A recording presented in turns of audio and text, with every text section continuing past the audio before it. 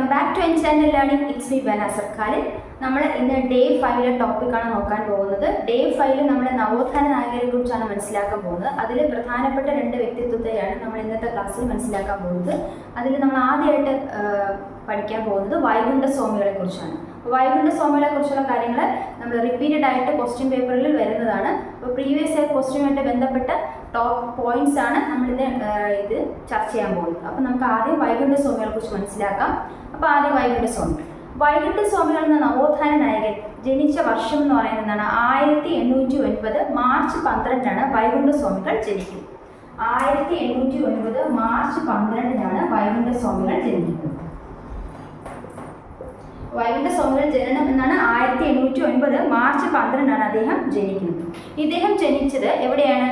കന്യാകുമാരി ജില്ലയിലെ നാഗർകോവിലിനടുത്ത് സോമിത്തോപ്പ് എന്നറിയപ്പെടുന്ന ശാസ്താംകോവിൽ വിളയിലാണ് അദ്ദേഹം ജന്മം കൊണ്ടത്. അദ്ദേഹം ജനിച്ചത് എവിടെയാണ്? കന്യാകുമാരിക്കടുത്ത് കന്യാകുമാരി ജില്ലയിൽ നാഗർകോവിലിൽ സോമിത്തോപ്പ് എന്നറിയപ്പെടുന്ന ശാസ്താംകോവിൽ വിളയിലാണ് അദ്ദേഹം ജനിച്ചത്.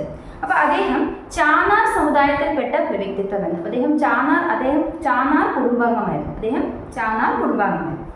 ഇനി അദ്ദേഹത്തെ കുറിച്ചുള്ള വിശേഷണമാണ് മനസ്സിലാക്കാൻ പോകുന്നത്. കേരളത്തിലെ ആദ്യ സാമൂഹ്യ പരിഷ്കർത്താവ്, കേരളത്തിലെ നവോത്ഥാനത്തിന്റെ തുടക്കക്കാരൻ, അതുപോലെ സമ്പൂർണ്ണ ദേവൻ എന്നീ വിശേഷണങ്ങൾ അദ്ദേഹത്തിനുണ്ട്. കേരളത്തിലെ ആദ്യത്തെ സാമൂഹ്യ പരിഷ്കർത്താവ്, കേരള നവോത്ഥാനത്തിന് തുടക്കക്കാരൻ, സമ്പൂർണ്ണ ദേവൻ എന്നീ വിശേഷണങ്ങളിൽ അറിയപ്പെടുന്ന വ്യക്തിത്വമാരാണ് വൈകുണ്ഠ സ്വാമികളാണ്. അദ്ദേഹത്തിന്റെ ജനനം 1809 മാർച്ച് 12. ഇനി അദ്ദേഹത്തെ കുറിച്ച് മറ്റ് സവിശേഷം മനസ്സിലാക്കാം. അദ്ദേഹത്തിന്റെ യഥാർത്ഥ നാമം എന്ന് പറയുന്നത് മുടിചൂടും പെരുമാളാണ്. അദ്ദേഹത്തിന്റെ യഥാർത്ഥ നാമം മുടിചൂടും പെരുമാളാണ്. എന്നാൽ അത് പല പ്രതിഷേധങ്ങൾ കാരണം അദ്ദേഹം ആ പേര് മാറ്റി മുത്തുക്കുട്ടി എന്ന് ആക്കി തീർത്തു. അപ്പൊ മുടിചൂടും പെരുമാൾ എന്ന പേര് മാറ്റി അദ്ദേഹം മുത്തുക്കുട്ടി എന്ന് ആക്കി. പിന്നീട് അദ്ദേഹം വൈകുണ്ഠ സ്വാമികൾ എന്ന് അറിയപ്പെട്ടു. അദ്ദേഹത്തിന്റെ പ്രശസ്തമായ വരികളാണ് വേല ചെയ്താൽ കൂലി കിട്ടണം എന്നറിയുന്നത് ഏത് സാമൂഹ്യ പരിഷ്കർത്താവിന്റെ പ്രശസ്തമായ വരികളാണ്? വൈകുണ്ഠ സ്വാമികൾ എന്ന സാമൂഹ്യ പരിഷ്കർത്താവിന്റെ പ്രശസ്തമായ വരികളാണ് വേല ചെയ്താൽ കൂലി കിട്ടണം എന്നുള്ളത്. ഇനി ഊഴിയം വേലയ്ക്കെതിരെ ശക്തമായി പ്രതിഷേധിച്ച സാമൂഹ്യ പരിഷ്കർത്താവ് ആരാണെന്ന് ചോദിച്ചാൽ അത് വൈകുണ്ഠ സ്വാമികളാണ്. ഊഴിയം വേലയ്ക്കെതിരെ ശബ്ദമുയർത്തിയ നവോത്ഥാന നായകനാരാണ്? വൈകുണ്ഠ സ്വാമികളാണ്. ഇനി അദ്ദേഹത്തിന്റെ പ്രധാനപ്പെട്ട സംഘടനയാണ് സമത്വ സമാജം.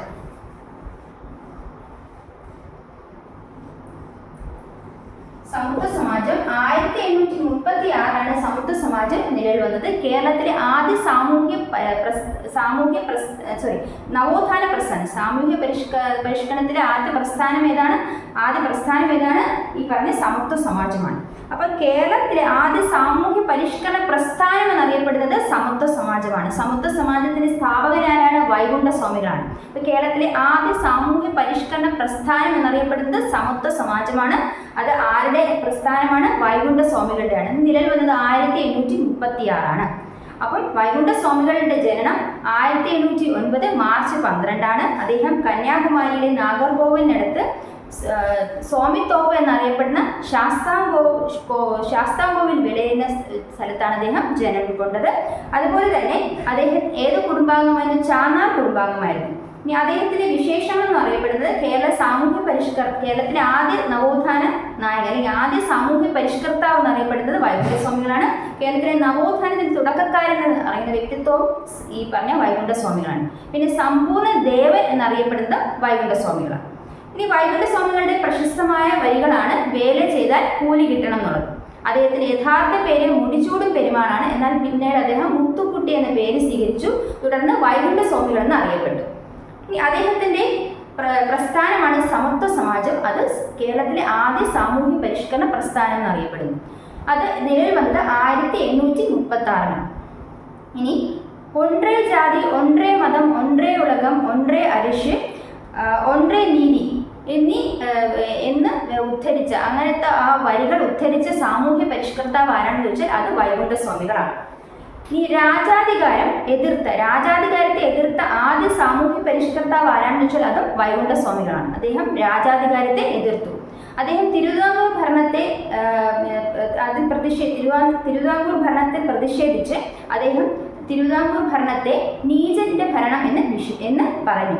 തിരുവിതാംകൂർ ഭരണത്തിൽ പ്രതിഷേധിച്ചുകൊണ്ട് അദ്ദേഹം നീചന്റെ ഭരണമെന്ന് ആ ഭരണത്തെ പറഞ്ഞു. അതുപോലെ തന്നെ ബ്രിട്ടീഷുകാരുടെ ഭരണത്തെ വെണ്ണീച ഭരണമെന്നും പറഞ്ഞ വ്യക്തിത്വത്തിനുടമയാണ് വൈകുണ്ഠസ്വാമി.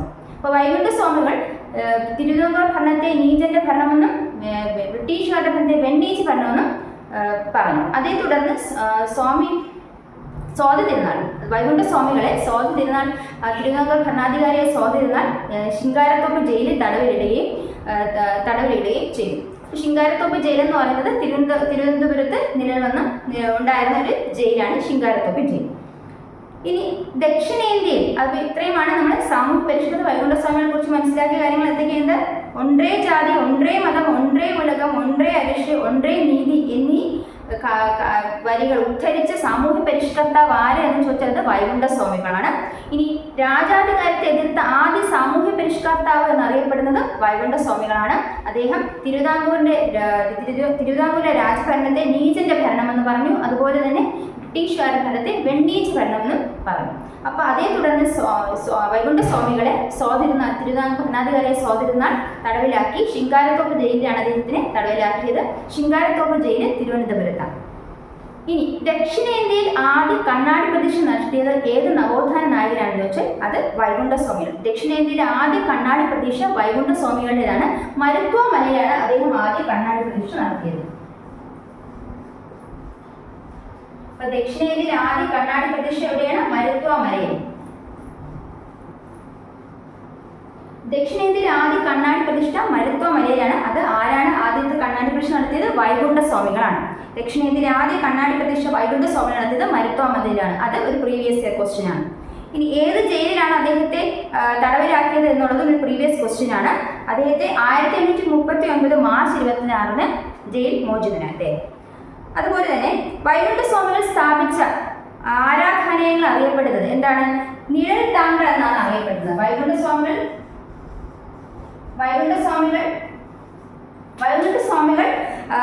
സ്ഥാപിച്ച ആരാധനാലയങ്ങൾ എന്ത് പേരിൽ അറിയപ്പെട്ടു? നിഴൽ താങ്കൾ എന്ന് അറിയപ്പെട്ടു. വൈകുണ്ഠസ്വാമികൾ ആരംഭിച്ച ആരാധനാലയങ്ങളെ നിഴൽ താങ്കൾ എന്ന് അറിയപ്പെട്ടു. ഇനി തുവൽപന്തി കൂട്ടായ്മയുമായി ബന്ധപ്പെട്ട വ്യക്തിത്വം ആരാണ്? അത് വൈകുണ്ഠസ്വാമികൾ. ഏത് നവോത്ഥാന നായകനുമായി ബന്ധപ്പെട്ടാണ് തുവൽപന്തി കൂട്ടായ്മ എന്ന് പറയുന്നത്? വൈകുണ്ഠസ്വാമികൾ. എന്താണ് തുവൽപന്തി കൂട്ടായ്മ? അതായത് ചിട്ടയായ ജീവിത രീതി പരിപാലിക്കുന്നതിന് വേണ്ടിയിട്ട് പരിശീലനം കൊടുക്കുന്നു. അതിനെയാണ് എന്ത് പറഞ്ഞത്? തുവൽപന്തി കൂട്ടായ്മ എന്ന് ഉദ്ദേശിക്കുന്നത്. ചിട്ടയായ ജീവിത രീതി പഠിക്കുന്നതിന് പരിശീലനം നൽകുന്നതിന് ചിട്ടയായ ജീവിത രീതി പരിപോഷിക്കൊണ്ടുപോകുന്നതിന് പരിശീലനം കൊടുക്കുന്നതിനാണ് തുവൽപന്തി കൂട്ടായ്മ എന്ന് പറയുന്നത്.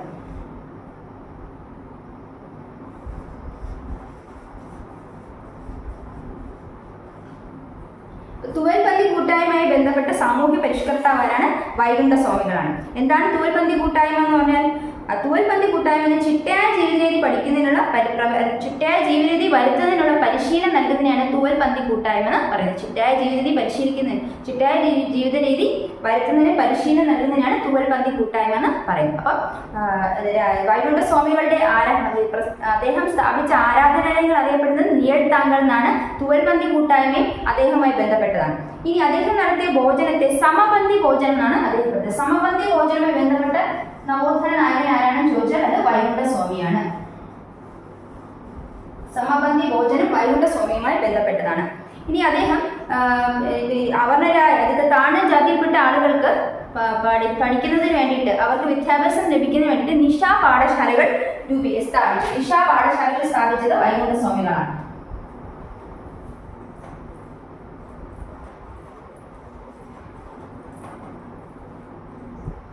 പാഠശാലകൾ സ്ഥാപിച്ചത് വൈകുണ്ഠസ്വാമികളാണ്. അപ്പം വൈകുണ്ഠസ്വാമികളുമായിട്ട് ബന്ധപ്പെട്ട കാര്യങ്ങൾ എന്തൊക്കെയാണ്? ദക്ഷിണേന്ത്യയിൽ ആദ്യ കണ്ണാടി പ്രതിഷ്ഠ നടത്തിയത് ആദ്യ കണ്ണാടി പ്രതിഷ്ഠ എവിടെയാണ് നടത്തിയത്? ദക്ഷിണേന്ത്യയിൽ ആദ്യ കണ്ണാടി പ്രതിഷ്ഠ നടത്തിയത് വൈകുണ്ഠസ്വാമികളാണ്. എവിടെയാണ്? മരുത്വ മലയിലാണ്. ദക്ഷിണേന്ത്യയിൽ ആദ്യ കണ്ണാടി പ്രതിഷ്ഠ മരുത്വ മലയിലാണ്. അത് വൈകുണ്ഠസ്വാമികളാണ്. ഇനി വൈകുണ്ഠസ്വാമികൾ സ്ഥാപിച്ച ആരാധനാലയങ്ങൾ അറിയപ്പെടുന്ന പേരെന്താണ്? നിഴൽ താങ്കൾ എന്നാണ് അറിയപ്പെടുന്നത്. ഇനി തുവൽപന്തി കൂട്ടായ്മ എന്ന് പറഞ്ഞാൽ ചിട്ടയായ ജീവിതരീതി പാലിക്കുന്നതിന് ചിട്ടയായ ജീവിതരീതി വരുത്തുന്നതിന് വേണ്ടി പരിശീലനം നൽകുന്നതിന് തുവൽപന്തി കൂട്ടായ്മ എന്ന് പറയുന്നത് അത് വൈകുണ്ഠസ്വാമികളുമായി ബന്ധപ്പെട്ടതാണ്. അദ്ദേഹത്തിനാണ് സമപന്തി ഭോജനം. അദ്ദേഹവുമായി ബന്ധപ്പെട്ടതാണ് സമപന്തി ഭോജനം. ഇനി താഴ്ന്ന ജാതിയിലുള്ള ആളുകൾക്ക് വിദ്യാഭ്യാസം ലഭിക്കുന്നതിന് വേണ്ടിയിട്ട് നിശാ പാഠശാലകൾ ആരംഭിച്ച വ്യക്തിത്വമാരാണ്. അത് ആ നവോത്ഥാന നായകൻ വൈകുണ്ഠസ്വാമികളാണ്. ഇനി വൈകുണ്ഠസ്വാമികൾ മഹാവിഷ്ണുവിന്റെ അവതാരമാണ് സ്വയം വിശേഷിപ്പിച്ച വ്യക്തിത്വം ആരാണ്, അല്ലെങ്കിൽ നവോത്ഥാന നായകൻ മഹാവിഷ്ണുവിന്റെ അവതാരമാണ് സ്വയം വിശേഷിപ്പിച്ച നവോത്ഥാന നായകനാണ് വൈകുണ്ഠസ്വാമികൾ. ഇനി ചാന്നാർ ലഹള അല്ലെങ്കിൽ മേൽമുണ്ട് സമരം ഇതിന് നേതൃത്വം വഹിച്ച സാമൂഹ്യ പരിഷ്കർത്താവ് ആരാണെന്ന് ചോദിച്ചാൽ അത് വൈകുണ്ഠസ്വാമികളാണ്.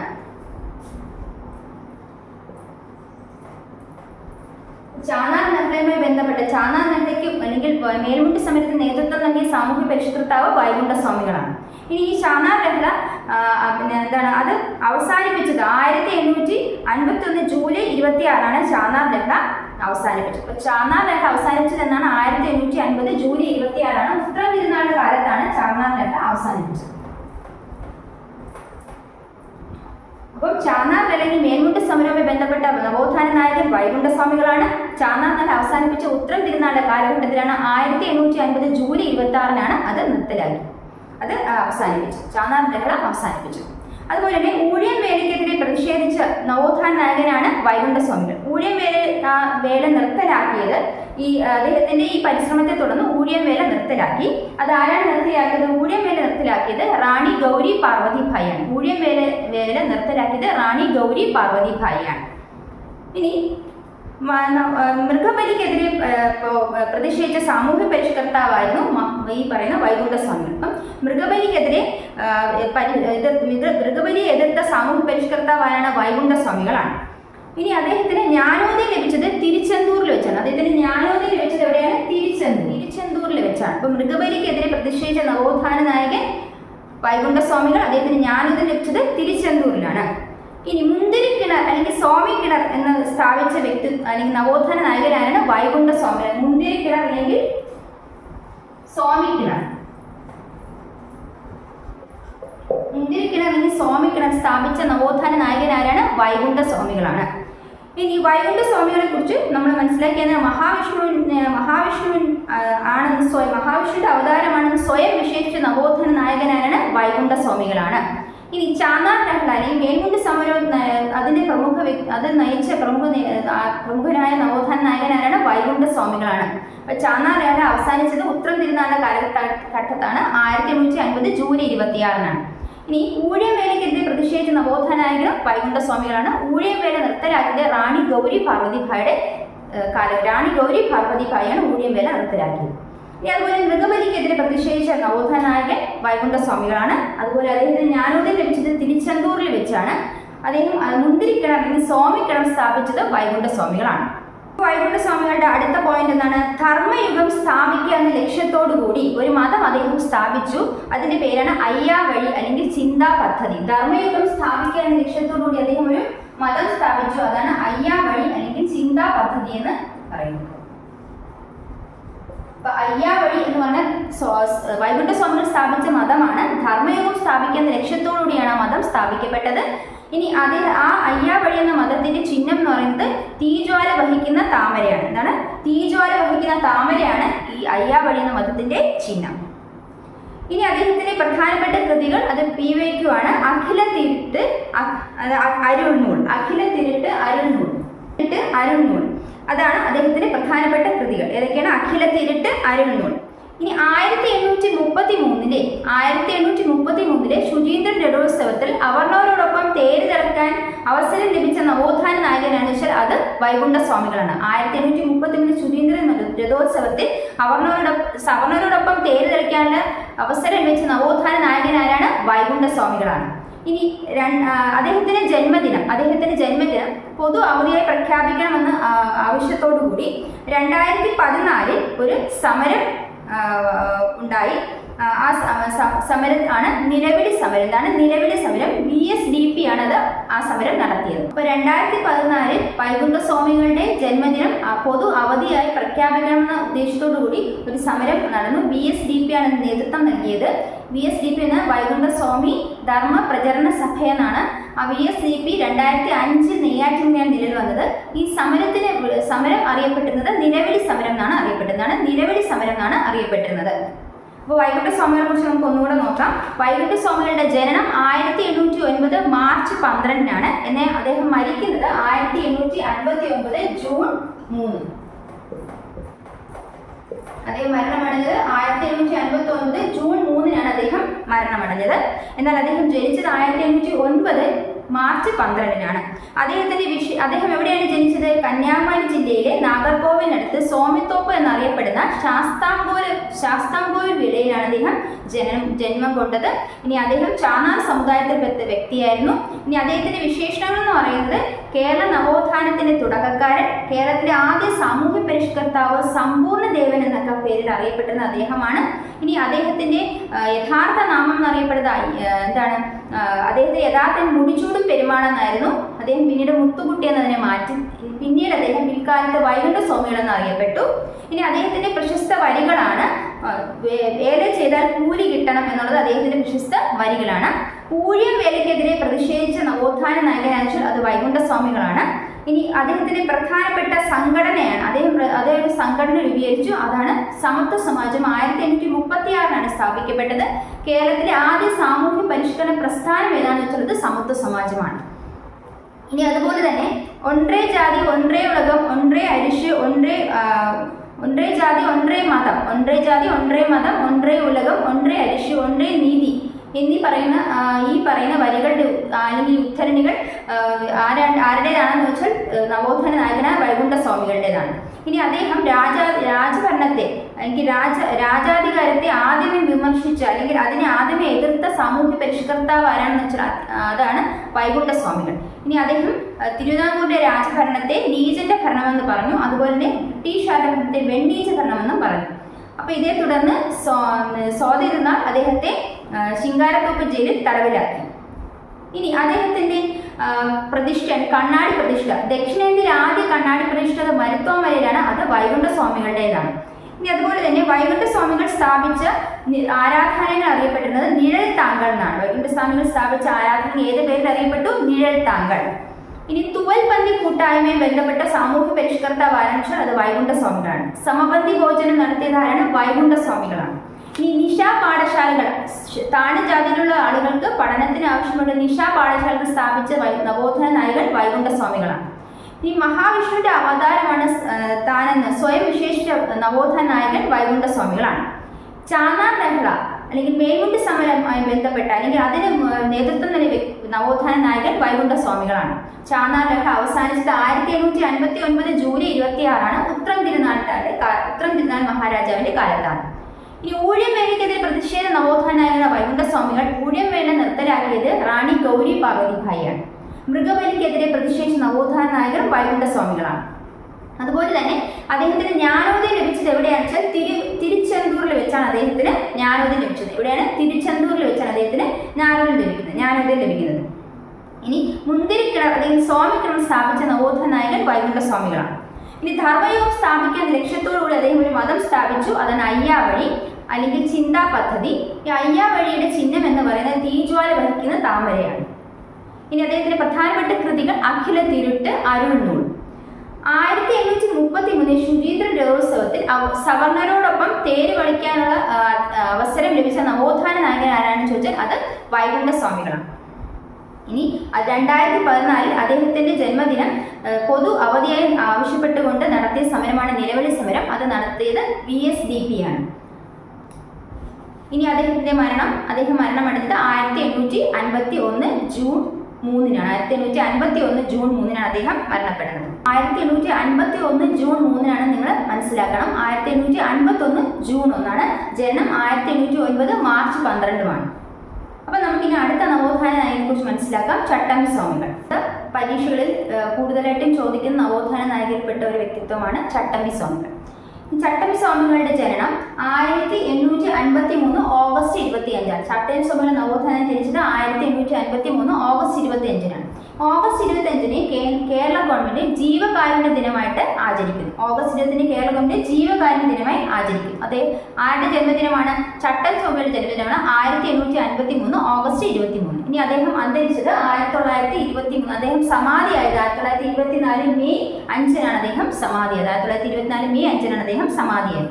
അദ്ദേഹത്തിന്റെ ജനനം 1853 ഓഗസ്റ്റ് 24 ജീവകാരുണ്യ ദിനമായി ആചരിക്കുന്നു. ഇനി അദ്ദേഹം എവിടെയാണ് ജനിച്ചത്? തിരുവനന്തപുരം ജില്ലയിൽ കണ്ണമൂലയിൽ കൊല്ലൂരിലാണ് അദ്ദേഹം ജനിച്ചത്. തിരുവനന്തപുരം ജില്ലയിലെ കണ്ണമൂലയിൽ കൊല്ലൂരിലാണ് അദ്ദേഹത്തിന്റെ ജനനം. അദ്ദേഹത്തിന്റെ തറവാട് ഉള്ളൂർക്കോട് തറവാടെന്ന് അറിയപ്പെടുന്നു. അദ്ദേഹം തറവാട് ഉള്ളൂർക്കോട് തറവാടെന്ന് അറിയപ്പെടുന്നു.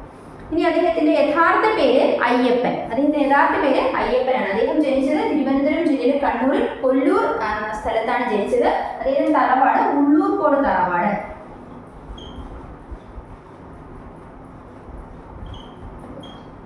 ഉള്ളൂർക്കോട് തറവാട്. ഇനി അദ്ദേഹത്തിന്റെ യഥാർത്ഥ നാമം അയ്യപ്പൻ എന്നാണ്. അയ്യപ്പൻ. അദ്ദേഹത്തിന്റെ കുട്ടിക്കാലത്ത് ജന്മം കുഞ്ഞൻപിള്ള. അദ്ദേഹത്തിന്റെ കുട്ടിക്കാലത്തെ നാമം എന്താണ്? കുഞ്ഞൻപിള്ള. അദ്ദേഹത്തിന്റെ യഥാർത്ഥ നാമം കുട്ടിക്കാലം നാമം കുഞ്ഞൻപിള്ളയും യഥാർത്ഥ നാമം അയ്യപ്പനുമാണ്. ഇനി അദ്ദേഹത്തെ സഹപാഠികൾ, അതായത് അദ്ദേഹത്തിന് കുട്ടിക്കാലത്തെ നാമം എന്താണ്? കുഞ്ഞൻപിള്ള എന്നാണ് പറഞ്ഞത്. ഇനി അദ്ദേഹത്തിന് ചട്ടമ്പി സ്വാമികൾ എന്ന പേര് ലഭിച്ചത് എങ്ങനെയാണെന്ന് വെച്ചാൽ അദ്ദേഹത്തിന്റെ ആശാനാണ് പേട്ടേൽ രാമൻപിള്ള. അദ്ദേഹത്തിന്റെ ആശാനാണ് പേട്ടേൽ രാമൻപിള്ള.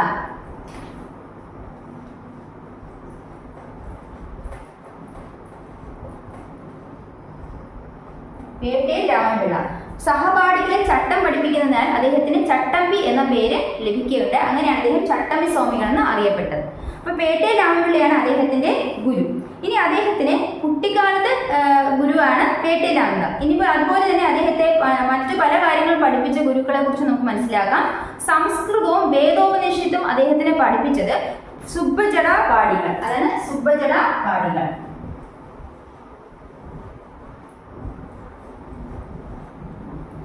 സംസ്കൃതവും വേദോപനിഷത്തും അദ്ദേഹത്തിന് പഠിപ്പിച്ചത് സുബ്ബജട പാടികളാണ്. അതുപോലെ തമിഴ് വ്യാകരണവും വേദാന്തവും അദ്ദേഹത്തിന് അഭ്യസിപ്പിച്ചത്, തമിഴ് വ്യാകരണവും വേദാന്ത ശാസ്ത്രം അദ്ദേഹത്തിന് അഭ്യസിപ്പിച്ചത് സ്വാമിനാഥ ദേശികർ. ആരാണ്? സ്വാമിനാഥ ദേശികർ. അദ്ദേഹത്തെ തമിഴ് വ്യാകരണവും വേദാന്ത ശാസ്ത്രവും പഠിപ്പിച്ചതാരാണ്? സ്വാമിനാഥ ദേശികർ. ഇനി അദ്ദേഹത്തിന് മർമ്മവിദ്യ പഠിപ്പിച്ചത് ആത്മാനന്ദ സ്വാമികൾ. എന്താണ്? ആത്മാനന്ദ സ്വാമികളാണ്. അല്ലെങ്കിൽ കുമാരവേലു എന്നാണ് അറിയപ്പെടുന്നത്.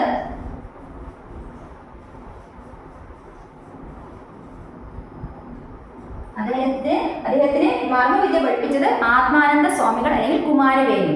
ഇനി അദ്ദേഹത്തിന് ഹഠയോഗ വിദ്യ പഠിപ്പിച്ചത് ആരാണെന്ന് ചോദിച്ചാൽ അത് തൈക്കാടയ്യാണ്. തൈക്കാടയ്യാണ് അദ്ദേഹത്തിന് ഹഠയോഗ വിദ്യ പഠിപ്പിച്ചത്. അപ്പം അദ്ദേഹത്തിന്റെ ഗുരുക്കൾ ആരൊക്കെയാണ്? പേട്ടേൽ രാമൻപിള്ള. ഇനി അതുപോലെ സംസ്കൃതവും വേദോപനിഷത്തും അദ്ദേഹത്തിന് പഠിപ്പിച്ചത് സുബ്ബജട പാടികൾ. അതുപോലെ തമിഴ് വ്യാകരണവും വേദാന്ത ശാസ്ത്രവും പഠിപ്പിച്ചത് സ്വാമിനാഥ ദേശികർ. ഇനിപോലെ മർമ്മവിദ്യ പഠിപ്പിച്ചത് ആത്മാനന്ദ സ്വാമികൾ അല്ലെങ്കിൽ കുമാരവേലു എന്ന് അദ്ദേഹം അറിയപ്പെടുന്നു. അതുപോലെ ഘടയോഗ വിദ്യ അദ്ദേഹത്തിന് അഭ്യസിച്ചത് തൈക്കാടയ്യാണ്. ഈ തൈക്കാടയുടെ പ്രധാന ശിഷ്യരിൽ ഒരാളാണ് ചട്ടമ്പി സ്വാമികൾ. അദ്ദേഹത്തിന്റെ തൈക്കാടയിലെ പ്രമുഖ ശിഷ്യന്മാരായിരിക്കും ശ്രീനാരായണ ഗുരു, ചട്ടമ്പി സ്വാമികൾ, അയ്യങ്കാളി. ശ്രീനാരായണ ഗുരു, ചട്ടമ്പി സ്വാമി, അയ്യങ്കാളിയുമാണ് തൈക്കാട അയ്യയുടെ പ്രധാനപ്പെട്ട ശിഷ്യർ. അതിൽ ഘടയോഗ വിദ്യ തൈക്കാടയിൽ നിന്നാണ് ചട്ടമ്പി സ്വാമികൾ മനസ്സിലാക്കിയത്. ഇനി ചട്ടമ്പി സ്വാമികളുടെ വിശേഷണം പറയാം. ചട്ടമ്പി സ്വാമികൾ അറിയപ്പെടുന്നത് കാഷായം ധരിക്കാത്ത സന്യാസി എന്നും അതുപോലെ കാവ്യം കമണ്ഡലവും ഇല്ലാത്ത സന്യാസി, ഷൺമുഖദാസൻ എന്നീ വിശേഷങ്ങൾ അറിയപ്പെടുന്നു. ഷൺമുഖദാസൻ എന്ന് അദ്ദേഹത്തെ വിശേഷിപ്പിച്ചത് തൈക്കാടയ്യാണ്. ഇതാണ് ഷൺമുഖദാസൻ.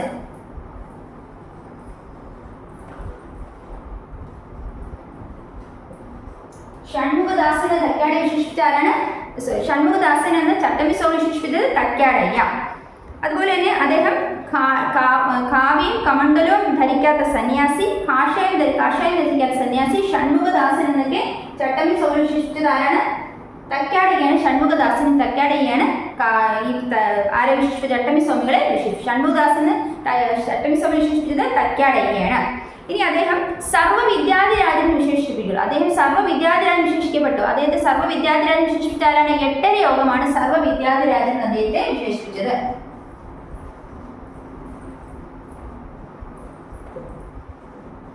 സർവ്വവിദ്യാധിരാജൻ അദ്ദേഹം വിശേഷിപ്പിച്ചത് എട്ടര യോഗം.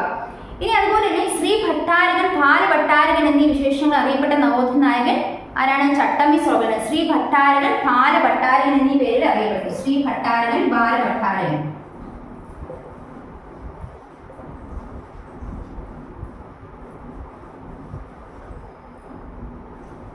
ശ്രീ ഭട്ടാരകൻ, ബാലഭട്ടാരകൻ എന്നീ പേരിൽ അറിയപ്പെട്ട നവോത്ഥാന നായകൻ ചട്ടമ്പി സ്വാമികളാണ്. ഇനി സദ്ഗുരു എന്നറിയപ്പെട്ട നവോത്ഥാന നായകൻ ആരാണ്? ചട്ടമ്പി സ്വാമി. സദ്ഗുരു എന്നറിയപ്പെട്ടതും ചട്ടമ്പി സ്വാമികളാണ്. ഇനി കേരളീയ യോഗീവരൻ, കേരളീയ യോഗീവരൻ എന്നറിയപ്പെട്ടതും ആരാണ്? ചട്ടമ്പി സ്വാമികളാണ്. സദ്ഗുരു, കേരളീയ യോഗീവരൻ.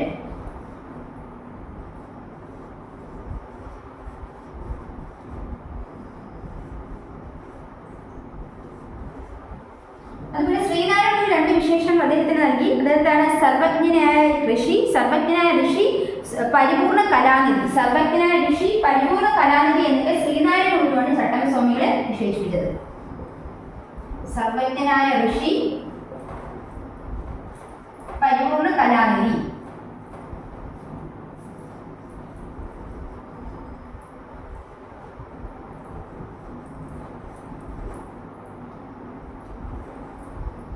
ചട്ടമ്പി സ്വാമിയുടെ വിശേഷങ്ങൾ എന്തൊക്കെയാണ്? ഒന്ന്, കാശായം ധരിക്കാത്ത സന്യാസി, കാവ്യം കമണ്ഡലം ഇല്ലാത്ത സന്യാസി, ഷൺമുഖദാസനെ തക്കാടെ വിശേഷിപ്പിച്ചു. പിന്നെ കേരളീയ യോഗീവരൻ എന്ന് വിശേഷിപ്പിക്കപ്പെട്ടു. അതുപോലെ തന്നെ ശ്രീ ഭട്ടാരകൻ, ബാലഭട്ടാരകൻ എന്നറിയപ്പെട്ടു. അതുപോലെ തന്നെ എന്താണ്? സർവജ്ഞാനനായ ഋഷി, അതുപോലെ പരിപൂർണ കലാനിധി ശ്രീനാരായണ ഗുരു വിശേഷിപ്പിച്ചു. സദ്ഗുരു എന്ന് വിശേഷിപ്പിക്കപ്പെട്ടതും ചട്ടമ്പി സ്വാമികളാണ്.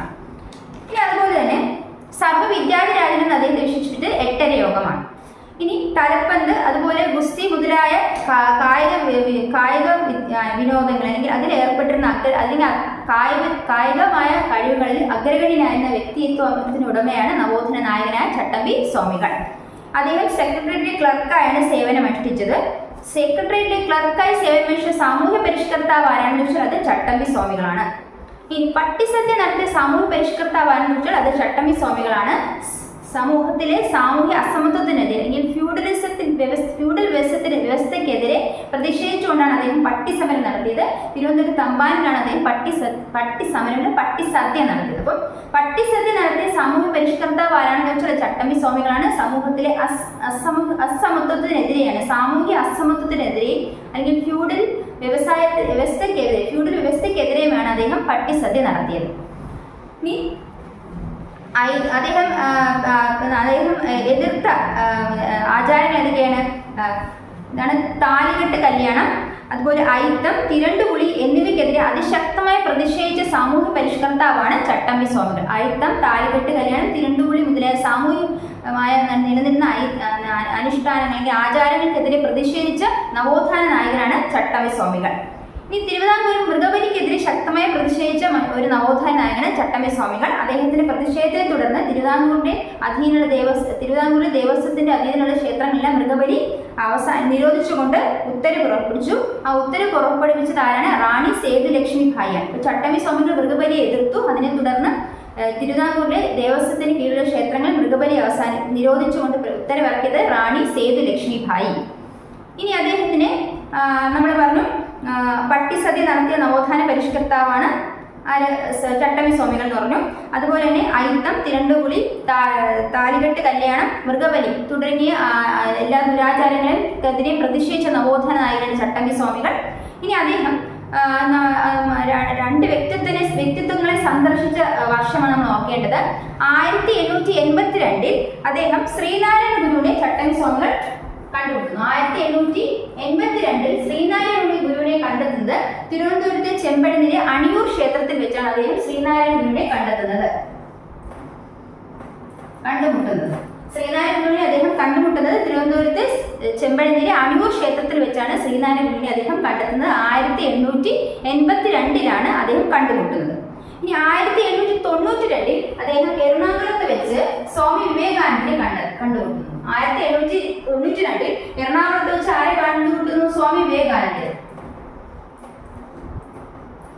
അപ്പം 1882 അദ്ദേഹം ശ്രീനാരായണ ഗുരുവിനെ കണ്ടുമുട്ടുന്നു. തിരുവനന്തപുരത്തെ ചെമ്പഴന്തിയിലെ അണിയൂർ ക്ഷേത്രത്തിൽ വെച്ചാണ് കണ്ടുമുട്ടുന്നത്. അതുപോലെ 1892 സ്വാമി വിവേകാനന്ദനെ അദ്ദേഹം എറണാകുളത്ത് വെച്ച് കണ്ടുമുട്ടുന്നു. ഇനി സ്വാമി വിവേകാനന്ദനെ കണ്ടുമുട്ടിയപ്പോൾ അദ്ദേഹം ചട്ടമ്പി സ്വാമികളെ കുറിച്ചൊരു വിശേഷണം പറഞ്ഞു. അതായത് മലബാറിൽ ഞാനൊരു യഥാർത്ഥ മനുഷ്യനെ കണ്ടു എന്ന് സ്വാമി വിവേകാനന്ദൻ ആരെക്കുറിച്ചാണ് പറഞ്ഞത്? മലബാറിൽ ഞാൻ യഥാർത്ഥ മനുഷ്യനെ കണ്ടു എന്ന് സ്വാമി വിവേകാനന്ദൻ ആരെക്കുറിച്ചാണ് പറഞ്ഞു വെച്ചാൽ ചട്ടമ്പി സ്വാമികളെ കുറിച്ചാണ് പറഞ്ഞത്. അപ്പോൾ ചട്ടമ്പി സ്വാമി വിവേകാനന്ദനെ കുറിച്ച് പറഞ്ഞത് അദ്ദേഹം ഒരു ഗരുഡനാണെങ്കിൽ ഞാനൊരു കൊതുകാണ് എന്നാണ് സ്വാമി വിവേകാനന്ദനെ കുറിച്ച് ചട്ടമ്പി സ്വാമികൾ പറഞ്ഞത്. അദ്ദേഹം ഒരു ഗരുഡനാണെങ്കിൽ ഞാനൊരു കൊതുകാണെന്നാണ് ചട്ടമ്പി സ്വാമികൾ സ്വാമി വിവേകാനന്ദനെ കുറിച്ച് പറഞ്ഞത്. ഇനി സ്വാമി വിവേകാനന്ദൻ ചട്ടമ്പി സ്വാമികളുടെ ഒരു കൃതിയായ വേദാധികാര നിരൂപണത്തെ വിശേഷിച്ചുകൊണ്ട് അതിൽ ആ കൃതിയെ കുറിച്ച് പരാമർശിച്ചത് ഇങ്ങനെയാണ്: തീ പോലുള്ള വാക്കുകൾ കത്തിപ്പോകാത്തത് ഭാഗ്യം. തീ പോലുള്ള വാക്കുകൾ കത്തിപ്പോകാത്തത് ഭാഗ്യമെന്ന് സ്വാമി വിവേകാനന്ദൻ ചട്ടമ്പി സ്വാമികളുടെ വേദാധികാര നിരൂപണം എന്ന കൃതിയെക്കുറിച്ചാണ് പരാമർശിച്ചത്. തീ പോലുള്ള വാക്കുകൾ കത്തിപ്പോകാത്തത് ഭാഗ്യമെന്ന് സ്വാമി വിവേകാനന്ദൻ പരാമർശിച്ചത് ചട്ടമ്പി സ്വാമികളുടെ വേദാധികാര നിരൂപണം എന്ന കൃതിയെക്കുറിച്ചാണ്. നിരൂപണം എന്ന കൃതിയുടെ ഉള്ളടക്കം എന്താണെന്ന് വെച്ചാൽ, സവർണർക്ക് മാത്രമേ വേദം പഠിക്കാനുള്ള അവസരം ഉണ്ടായിരുന്നുള്ളൂ. എന്നാൽ അത് അല്ല, വേദം പഠിക്കാൻ എല്ലാവർക്കും അവസരം ഉണ്ട് എന്ന് പ്രഖ്യാപിച്ചുകൊണ്ട് അദ്ദേഹം ചട്ടമ്പി സ്വാമി രചിച്ച കൃതിയാണ് വേദാധികാര നിരൂപണം. അത് സ്വാമി വിവേകാനന്ദൻ അതിന് പരാമർശിച്ചത് എങ്ങനെയാണ്? തീ പോലുള്ള വാക്കുകൾ കത്തിപ്പോകാത്തത് ഭാഗ്യമെന്നാണ് കൃതിയെക്കുറിച്ച് പരാമർശിച്ചത്. ഇനി അദ്ദേഹത്തിന് ആത്മജ്ഞാനം നേടിയ സ്ഥലം, അദ്ദേഹം ആത്മജ്ഞാനം നേടിയ സ്ഥലം എവിടെയാണ്? തമിഴ്നാട്ടിലെ വടിവേശ്വരത്താണ്. അദ്ദേഹത്തിന് ആത്മജ്ഞാനം നേടിയത് തമിഴ്നാട് ജില്ലയിലെ വടിവേശ്വരത്ത് വെച്ചാണ് അദ്ദേഹത്തിന് ആത്മജ്ഞാനം നേടുന്നത്. വടിവേശ്വരം, തമിഴ്നാട് ജില്ലയിലെ വടിവേശ്വരത്ത് വെച്ചാണ് അദ്ദേഹത്തിന് ആത്മജ്ഞാനം നേടുന്നത്. ഇനി അദ്ദേഹത്തിന്റെ ഏറ്റവും അടുത്ത ശിഷ്യനാണ് ബോധേശ്വരൻ. ബോധേശ്വരൻ ഒരു സ്വാതന്ത്ര്യ സമര സേനാനിയായിരുന്നു, കവിയായിരുന്നു. അപ്പോൾ അദ്ദേഹത്തിന്റെ ഏറ്റവും പ്രിയപ്പെട്ട ശിഷ്യനായിരുന്നു ബോധേശ്വരൻ. ബോധേശ്വരൻ കവയിത്രി സുഗതകുമാരിയുടെ അച്ഛനാണ്. ഇനി അദ്ദേഹത്തിന്റെ സ്മാരകം സ്ഥിതി ചെയ്യുന്നത് പന്മന, കൊല്ലത്തെ പന്മനയിലാണ് അദ്ദേഹത്തിന്റെ സ്മാരകം സ്ഥിതി ചെയ്യുന്നത്.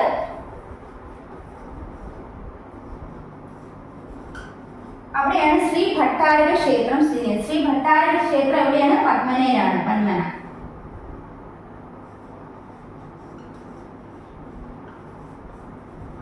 ശ്രീ ഭട്ടാരക ക്ഷേത്രം പന്മനയിലാണ്. അതുപോലെ അദ്ദേഹത്തിന്റെ സ്മാരകം സ്ഥിതി ചെയ്യുന്നത് പന്മനയിൽ, രണ്ടും കൊല്ലത്താണ്.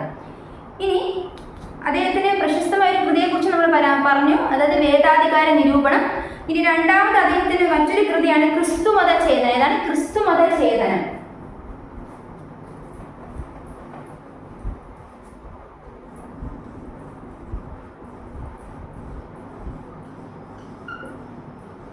ക്രിസ്തുമത ചേതനത്തിന്റെ ഇതിവൃത്തം എന്തെന്ന് വെച്ചാൽ, ക്രിസ്ത്യൻ മിഷണറിയിലുള്ള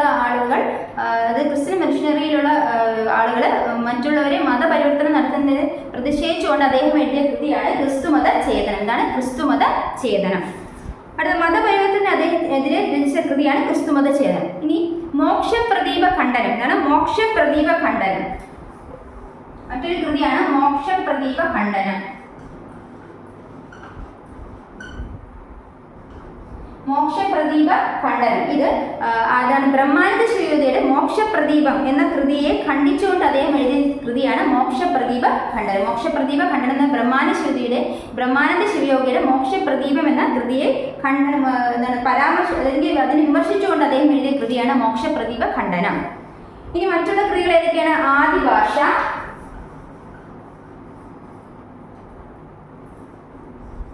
ഏതൊക്കെയാണ്? വേദാധികാര നിരൂപണം, ക്രിസ്തുമത ചേതനം, മോക്ഷപ്രദീപ ഖണ്ഡനം, ആദിഭാഷ. ഇനി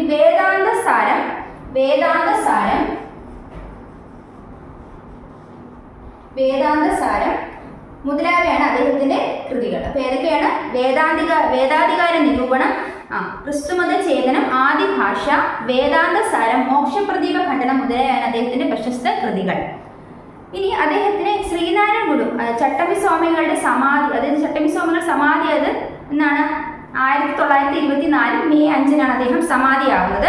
ഇനി അദ്ദേഹത്തിന് സമാധി അനുശോചിച്ചുകൊണ്ട് പണ്ഡിറ്റ് കറുപ്പൻ എഴുതിയ കൃതിയാണ് സമാധി സപ്താഹം.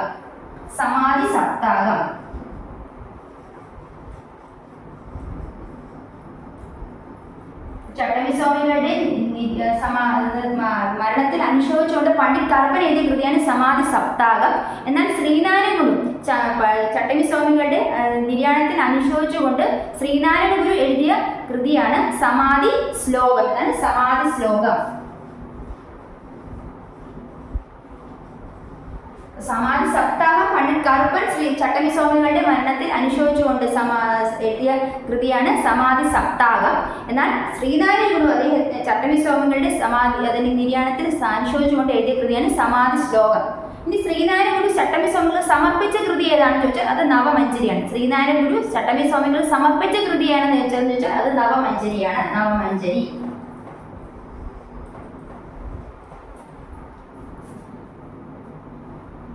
ഇനി 2014 ഇന്ത്യൻ തപാൽ സ്റ്റാമ്പിൽ ചട്ടസ്വാമികൾ പ്രത്യക്ഷപ്പെട്ടു. 2014 ഇന്ത്യൻ തപാൽ സ്റ്റാമ്പിൽ ചട്ടമ്പി സ്വാമികൾ പ്രത്യക്ഷപ്പെടുന്നത്. 2014 ചട്ടസ്വാമികൾ ഇന്ത്യൻ തപാൽ സ്റ്റാമ്പിൽ പ്രത്യക്ഷപ്പെടുന്നത്.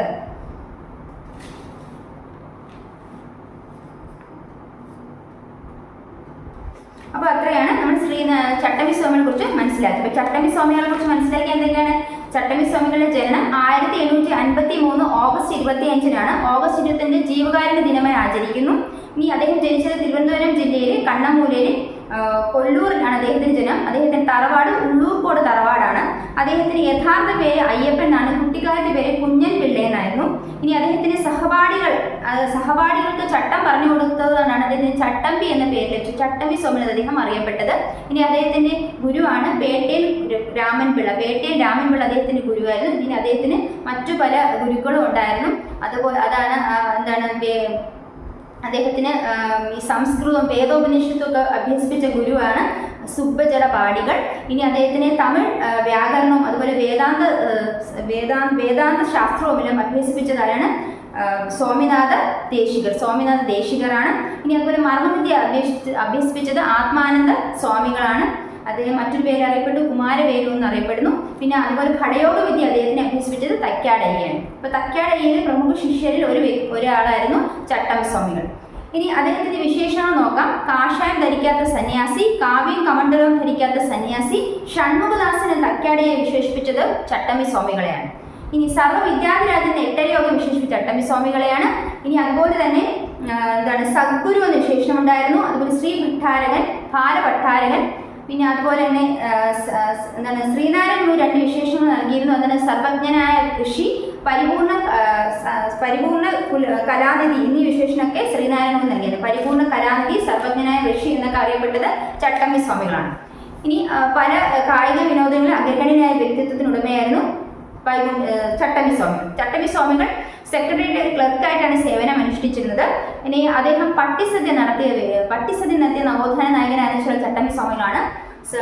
സമൂഹത്തിലെ സാമൂഹിക അസമത്വത്തിനെതിരെയാണ് അല്ലെങ്കിൽ ഫ്യൂഡൽ വ്യവസ്ഥയ്ക്കെതിരെയാണ് അദ്ദേഹം പട്ടിസദ്യ നടത്തിയത്. അത് തിരുവനന്തപുരം തമ്പാനിലാണ് നടത്തിയത്. ഇനി അയിത്തം, താലികെട്ട് കലൻ, തിരണ്ടുകുളി, അതുപോലെ മൃഗബലി തുടങ്ങിയ ദുരാചാരങ്ങൾക്കെതിരെ പ്രതികരിച്ച വ്യക്തിത്വമാണ് നവോത്ഥാന നായകനാണ് ചട്ടമ്പി സ്വാമികൾ. ചട്ടമ്പി സ്വാമികളുടെ മൃഗബലിയുടെ പ്രതിഷേധത്തെ തുടർന്ന് തിരുവിതാംകൂറിലെ ദേവസ്വത്തിന് കീഴിലുള്ള ക്ഷേത്രങ്ങളിൽ മൃഗബലി നിർത്തലാക്കിക്കൊണ്ട് റാണി സേതു ലക്ഷ്മിഭായ് ഉത്തരവിറക്കി. ഇനി അതുപോലെ തന്നെ അദ്ദേഹം 2 വ്യക്തിത്വത്തെ കണ്ടുമുട്ടുന്നത് 1882 ചട്ടമ്പി സ്വാമികൾ ശ്രീനാരായണ ഗുരുവിനെ തിരുവനന്തപുരത്തെ ചെമ്പഴന്തിലെ അണിയൂർ ക്ഷേത്രത്തിൽ വെച്ച് കണ്ടുമുട്ടുന്നു. അതുപോലെ തന്നെ 1892 ചട്ടമ്പി സ്വാമികൾ സ്വാമി വിവേകാനന്ദനെ കണ്ടുമുട്ടുന്നു. മലബാറിൽ ഞാനൊരു യഥാർത്ഥ മനുഷ്യനെ കണ്ടു എന്ന് സ്വാമി വിവേകാനന്ദൻ പരാമർശിച്ചത് ചട്ടമ്പി സ്വാമികളെ കുറിച്ചാണ്. അദ്ദേഹം ഒരു ഗരുഡനാണെങ്കിൽ ഞാനൊരു കൊതുകാണ് എന്ന് സ്വാമി വിവേകാനന്ദനെ കുറിച്ചാണ് ചട്ടമ്പി സ്വാമികൾ പരാമർശിച്ചത്. ഇനി തീ പോലുള്ള വാക്കുകൾ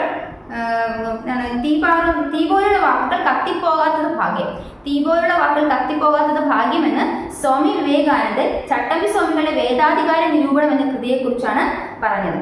അദ്ദേഹത്തിന്റെ വേദാധികാര നിരൂപണം എന്ന കൃതിയിൽ അദ്ദേഹം ബ്രാഹ്മണർ, അതായത് സവർണർക്ക് മാത്രമല്ല എല്ലാവർക്കും വേദം പഠിക്കാനുള്ള അവസരം ഉണ്ട്, അല്ലെങ്കിൽ എല്ലാവർക്കും വേദം പഠിക്കാം എന്ന് പ്രഖ്യാപിച്ചുകൊണ്ട് അദ്ദേഹം എഴുതിയ കൃതിയാണ് വേദാധികാര നിരൂപണം. ഇനി അദ്ദേഹത്തിന് ആത്മജ്ഞാനം ലഭിച്ചത് എവിടെയാണെന്ന് വെച്ചാൽ തമിഴ്നാട്ടിലെ വടിവേശ്വരത്ത് വെച്ചാണ് അദ്ദേഹത്തിന് ആത്മജ്ഞാനം ലഭിക്കുന്നത്. ഇനി അദ്ദേഹത്തിന്റെ പ്രധാനപ്പെട്ട ഏറ്റവും അടുത്ത ശിഷ്യൻ എന്നറിയപ്പെട്ടത് ബോധേശ്വരനായിരുന്നു. അദ്ദേഹത്തിന്റെ സമാധി പന്മന കൊല്ലത്താണ്. ശ്രീ ഭട്ടാരക ക്ഷേത്രം എവിടെയാണെന്ന് വെച്ചാൽ അതും പന്മന കൊല്ലത്താണ്.